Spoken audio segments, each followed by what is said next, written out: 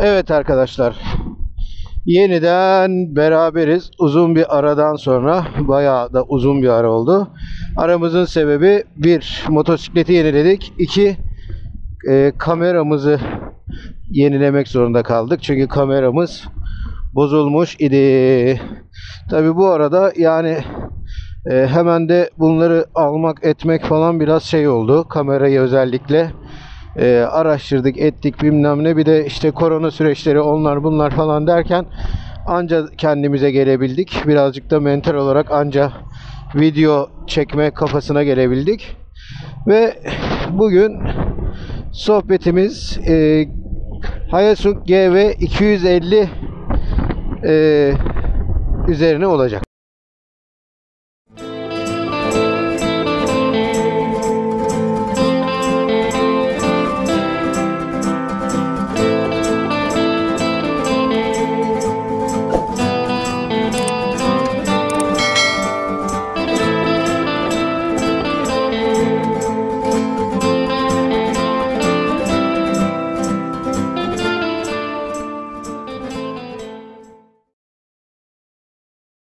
Lütfen kanalımıza da abone olun artık arkadaşlar.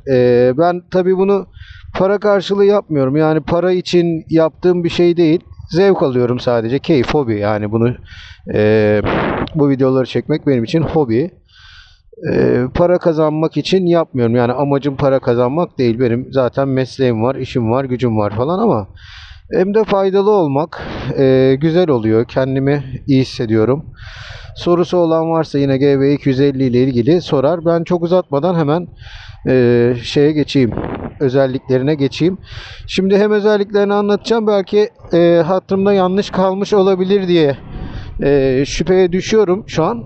O yüzden ekranın böyle sağ köşesine şeylerle ilgili, teknik özelliklerle ilgili bir küçük görselde yerleştireceğim hemen.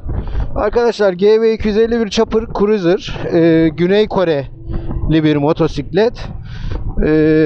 Ne Çinliler kadar sıkıntılısı var, kötü, ne de Japonlar kadar iyi. Yani herkes bu şekilde tarif ediyordu. Ben alırken de çok inceledim.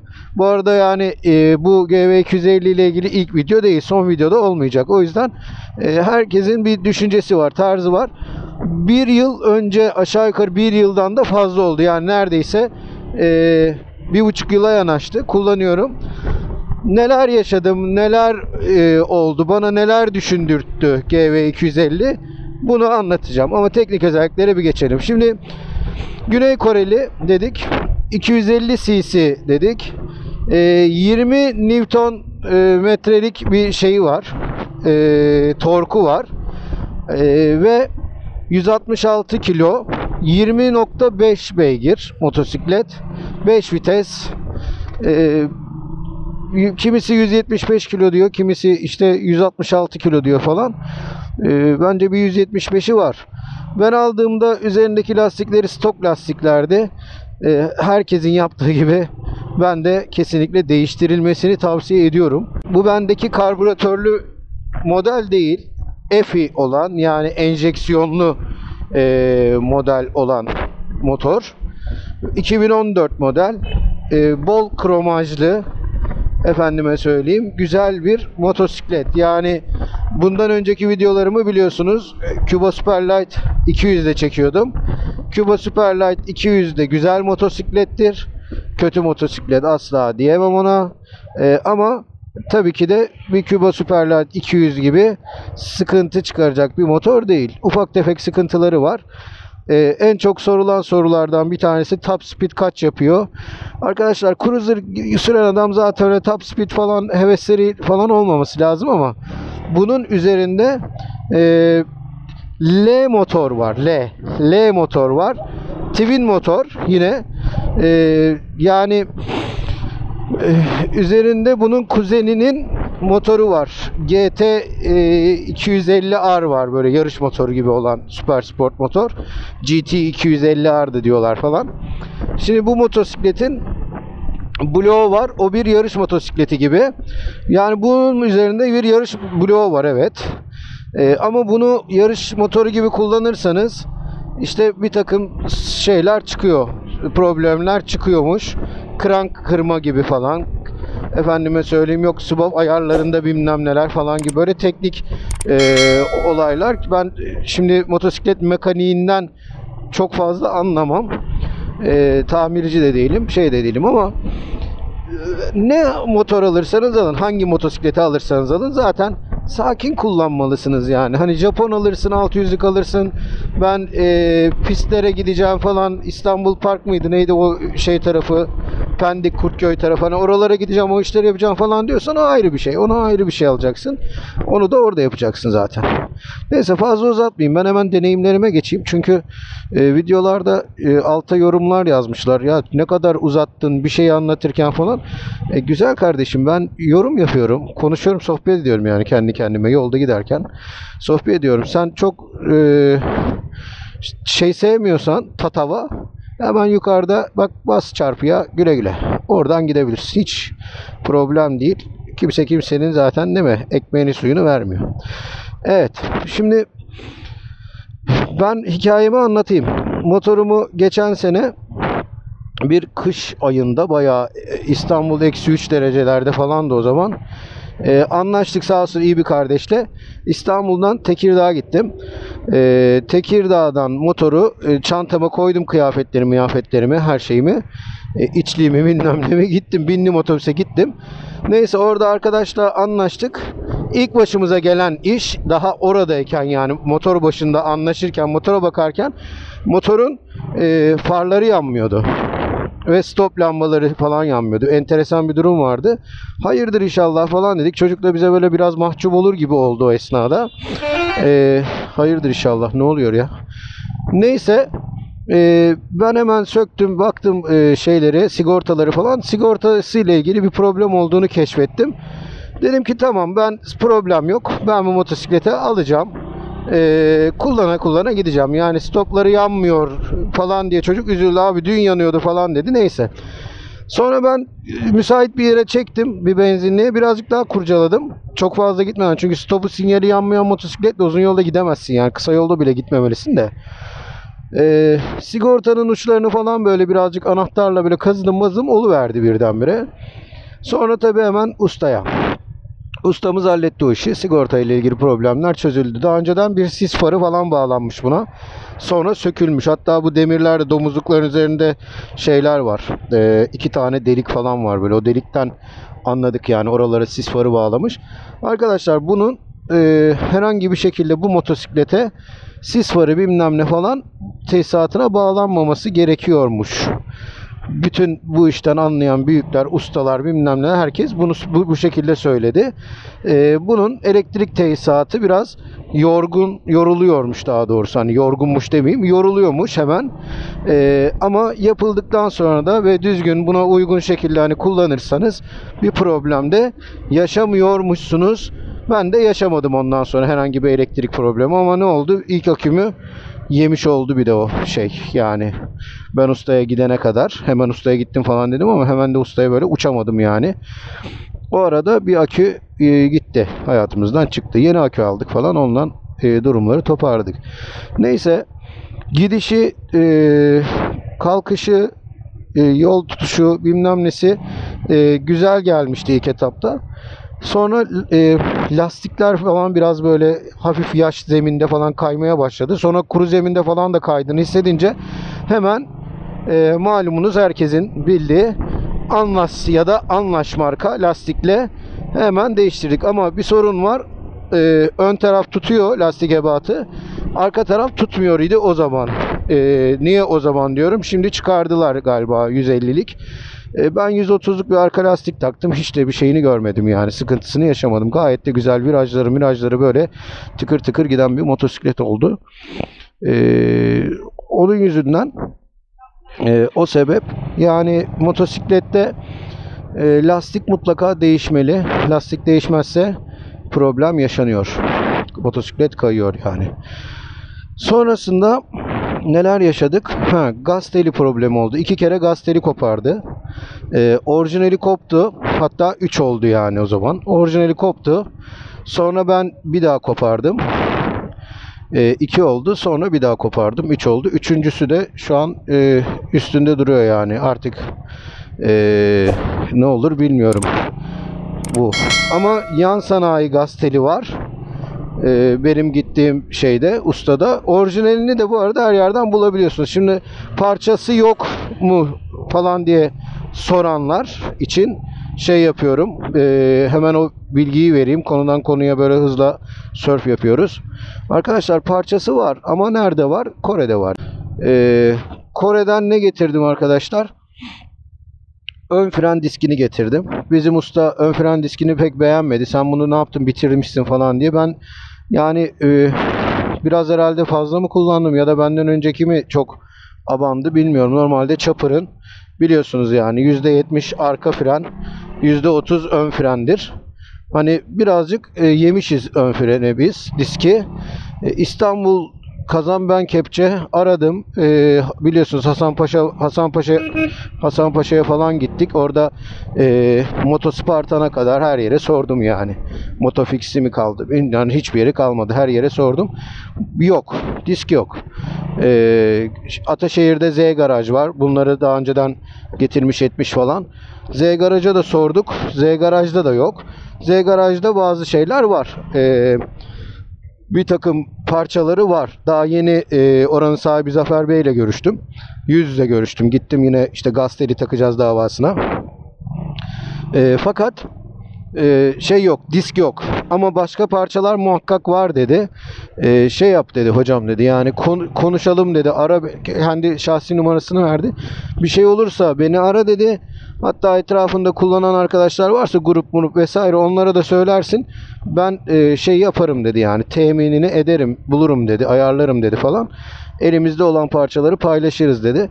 Hatta şöyle bir şey söyledi. Biz dedi bunları zamanında dolarla almıştık. Yine kaç dolara aldıysak o dolarla satarız dedi yani. Zaten dolar işte Türkiye'de şeyde dolar kuruna göre sattığı için bir problem yaşamayacağını söyledi. Diski Kore'den getirdik. Şimdi hemen yine sağ tarafa ben onun şeyini koyarım size.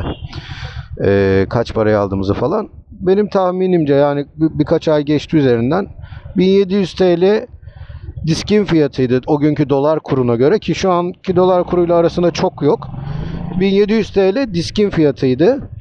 Sonra bunlar bir shipping fiyatı uydurdular. Yani o shipping fiyatıyla beraber 1700 lira. Sonra bir shipping daha çıkardılar başıma. Enteresan bir şekilde o Kore sayfası.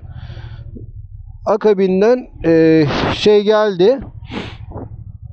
Disk geldi. Gümrüğe geldi. Gümrüğe gittim. Bir de gümrükte bana bir rakam çıkardılar falan derken 2000 liraya geldi ön fren diski. Sonra ben dedim ki ya acaba biz çok mu sıkıntı yaşıyoruz yani bu ön fren diskini 2000 liraya almış olduk falan. Baktım yine bu tarz motosikletlerin ön fren diskleri de aşağı yukarı Türkiye'de de aynı fiyat. Adam da yani zaten getiren adam da aptal değil yani. Hani biraz daha ucuz getirse üzerine şeyi koyuyor. Bravo. Yayalara yol verdiniz. Teşekkür ederiz. Alkışlıyoruz size. Yani şey değil bence. Problem değil yani 2000 lira. En yüksek harcadığım rakam bu oldu. Onun haricinde herhangi bir sıkıntı yaşamadım. Bir kere kendi artık bizim hatamız yüzünden zincir kırıldı. Uzun yoldaydım. Bayağı bir kaldım yolda. Ona ayrıyetten bir nasıl yolda kaldım videosu anlatacağım. Neden kaldım ve nasıl kaldım diye. O da çünkü önemli bir konu. Onun haricinde bir masrafı yok arkadaşlar. Şey var. Daha yeni hava filtresini değiştirmek istedim. Onun ismini söylemeyeceğim nereden aldığımı. Soranlara özelden belki hani cevap veririz. Aldım bir hava filtresi. Ama bu hava filtresi orijinaliyle aynı değil. Çakma olduğu için uymadı. Ben onu uydurayım kaydırayım falan derken kırıverdim. Kırık şekilde de takıverdim. Kırık şekilde oldu. Kırınca oturdu yerine. Ama kırmaya, dökmeye gerek yok yani. Yakın gelecekte buji pipolarını değiştireceğim. İşte bugün pazartesi, cumartesi günü şeye gideceğim. Ustası var mı diye merak edenlere. Ustası var İstanbul için. Şeyi bilmiyorum. İzmir'de Motomania mı ne vardı? Bir abi vardı o. Şeyleri de var, videoları da var böyle top sakallı. Şey bir adam, tatlı bir abimiz. O güzel anlatıyordu, ediyordu. Zaten ben de ilk onlardan falan dinledim. Bu motor alınır mı alınmaz mı falan. Dürüst adamlara benziyorlar. Güzel insanlara benziyorlar. İtimat ettim yani. Onlar bakıyordu İzmir tarafında. Aydın, Kuşadası falan herhalde onlar o tarafa gidiyor. İstanbul'dakiler en bu işi yapan baba adam Cengiz Usta Avcılar'da. Zaten onun da videoları var. 2-3 tane yine YouTuber, biri bir kardeşimiz, biri de bir abimiz. Onlar zaten şey yapmışlar. Yani bayağı Cengiz Usta belgeseli çekmişler neredeyse yani adamlar. Cengiz Usta para verse bu kadar reklamını yapamaz yani. Ama Cengiz Usta'nın başı çok kalabalık bir adam. Gideceğiz onunla bir işte konuşacağız, sohbet muhabbet. Buji pipolarını değiştireceğim ki herkes, hatta motoru aldığınız zaman alır almaz bu buji pipolarını değiştirin demiş yani. Alır almaz buji pipolarını değiştirin demiş. Dolayısıyla o tavsiyeye uyacağım. Çünkü ufak tefek motorda teklemeler falan olmuyor değil yani. Oluyor. Motorda 16 tane sensör var diyorlar arkadaşlar. Yani oksijen sensörü var, ne bileyim bilmem ne sensörü var. Yani o sensörleri falan, bakımları, temizliği bilmem nesi vesaire, motorda herhangi bir şekilde bir problem var mı diye bir kontrol ettirmek istiyorum. Aldığımdan beri neredeyse 1,5 sene oldu. Hacı görmeye gider gibi gideceğiz yani şeye, Cengiz Usta'ya. İkinci seçenek Anadolu yakası için Z Garaj. Z Garaj diye yazarsanız YouTube diyorum, tövbe. Google'da çıkar arkadaşlar Z Garaj. Z Garaj'da da işte Zafer Bey var, oranın sahibi. Bir de Ali Usta var Z Garaj'ın. Bu Hayasung'a bakan, Hayasung'dan anlayan ustası diye nitelendirelim yani. Öyle adlandıralım. Ondan sonra şerit değiştirmek serbestken geçivereyim. Orta şeride. Çünkü bak, evet, güzel. Sinyalini verdi, geçti, ne yapsın. Şimdi dolayısıyla 2 tane yer var İstanbul'da. Bir de benim kendi ustam var. Ümit Usta. Ümit Selek. O da Kağıthane tarafında. Allah razı olsun. Çok kral bir adam yani. O da ne zaman gitsem işimi halletti yani. Halletmedi değil. Ama tabii ki bu şeyi çok ün yapmış, nam yapmış adam olarak ben bir Cengiz Usta'ya motorumu göstermek istiyorum. Bu şey gibi yani, hastamızı bir de şu profesöre gösterelim, şu doktora gösterelimcilik var ya. Yani Ümit abinin kötülüğünden değil mevzu. Hani videoyu görürler Ümit abiyi tanıyanlar şey yapmasınlar. Ulan o adama yaptırıyor, bir de gidip buna yaptırıyor demesinler. Yani Bağlar başında bir çok kalite bir ustamız daha var, Asım abi. D Moto. Onu da şöyle tavsiye ederim. Hayasung'a bakmıyor kesinlikle. O yüzden onunla pek görüşemiyoruz. Mülaki olamıyoruz bununla ilgili. Ama SL200 konusunda mesela D Moto'ya gidebilirsiniz, Asım Usta'ya. İsteyene telefonunu yazarım alttan. Buji pipolarını NGK ile değiştireceğim. İsteyene kodunu yazarım. Eğer bu motordan size de varsa ve bunu izliyorsanız, ki ben izliyorum. Buluyorum izliyorum mesela. Ne yapmış adam, ne çekmiş, ne söylemiş falan diye. Belki hani değişik bir şey duyarım, görürüm diye. Mutlaka NGK ile değiştirsinler arkadaşlar. Değiştirmeniz şart yani hatta. Çok önemli bir konu daha var. Yani benim için çok önemli. Belki benim gibi boyu çok uzun olmayan kardeşler izliyordur bunu. Sele boyu çok güzel arkadaşlar. Yani benim boyum 1.65, ben 78 kilo civarıyım. 77-78 oynuyorum. Boyum da 1.65. Ayaklarım tam yere basıyor. Sele boyu 71 santim arkadaşlar. Yani bu bence şey aracı değil bu motor. Onu da söyleyeyim. Başlangıç falan değil bence bu. 250 cc falan ama ağırlığı olarak ve çıkarabileceği problemler açısından bir başlangıç motoru değil. Çünkü yeni başlayan adam işte Kore'den sipariş bilmem ne, gaz teli koptu falan. Ben ustaya gidene kadar 2 kere gaz telini kendim tamir etmek zorunda kaldım. İkisi de olmadık saatlerde acayip durumlar yaşadım yani. Şimdi biliyorum ki bu gaz teli bir daha kopacak mesela. Ben şimdi Kore'den orijinalini getireceğim. Onu taktıracağım ki kafam rahat etsin artık. Çünkü artık ikinci, üçüncüyü falan yaşadım. Dördüncü, beşinciyi de yaşarım. İşte bu kopmadan bunu yeni taktık. Gaz teli ayarlayacağım. Evet arkadaşlar, yani aklıma gelen şeyler şimdilik bu kadardı. Lütfen siz de kanala abone olmayı, desteklemeyi unutmayın. Siz desteklediğiniz sürece ben çekeceğim yani video. Siz desteklemezseniz çekemeyeceğim işin açıkçası. Çünkü hani insan niye video çeker? Dur be kardeşim. İnsan niye video çeker arkadaşlar? İzleniyor diye çeker yani. Faydalı oluyorsa çeker. Faydalı olmuyorsa niye çekelim yani? Değil mi? Evet. Teşekkür ediyorum izlediğiniz için. İnşallah fazla uzayıp da canınızı falan sıkmadık. Bu can sıkan yorumlar oluyor. Onlara da ben takılmıyorum işin açıkçası da. Yani orada adam ne amaçla onu da yazıyor, onu da bilmiyorum. Canı sıkılan gidebilir tabii ki, herkes serbest. İzlemeyebilir. Ama eğer faydalı olduğunu düşünüyorsanız videonun, lütfen bir like atın, bir mesaj atın, bir mesaj yazın. Yani bir beğen butonuna basın, takip edin. Yani bunlar bizi şevklendiren şeyler ve bir de para almıyorlar yani buna. Tekrar söylüyorum, benim amacım buradan para kazanmak değil. Ama şey olarak da bir şey istiyorum yani, şevklenmek açısından, teşvik açısından. Videom beğenildi, şu kadar izlendi duygusu güzel, çünkü teşvik ediyor. Kalın sağlıcakla, kendinize iyi bakın.